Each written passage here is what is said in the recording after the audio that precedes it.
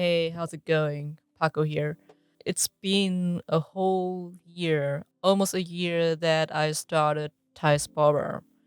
I had this idea last March, last April to be exact. I wanted to cover stories from Thai diasporic people or people with a Thai background who are living in the West.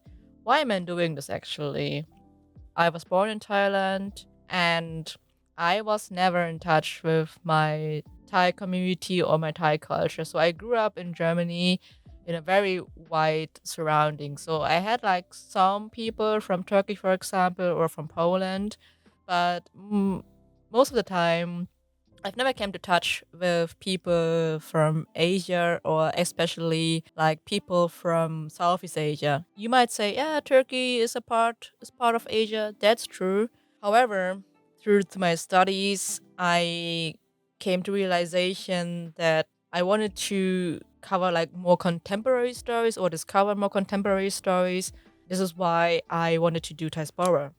Well, it's been a year. I met wonderful people, very interesting people with exciting narratives, exciting stories, and who did tremendously amazing work. I met people from Untitled, which is a collective of Thai creatives based in Berlin. I also met Ajahn Trakulun, Sven Trakulun, who is an historian teaching at University of Hamburg as well as University of Potsdam, I think, and also to cover his story and among others, many, many more. And I'm really, really glad and I feel really thankful that I could do this. I learned so many interesting stories and I love to do this in the future. So I'm planning to keep the work going when it comes to diaspora. A part of that, I would like also to cover other narratives from other Southeast Asian countries. So you have to imagine Southeast Asia is very huge. It's super multi-ethnic and super diverse.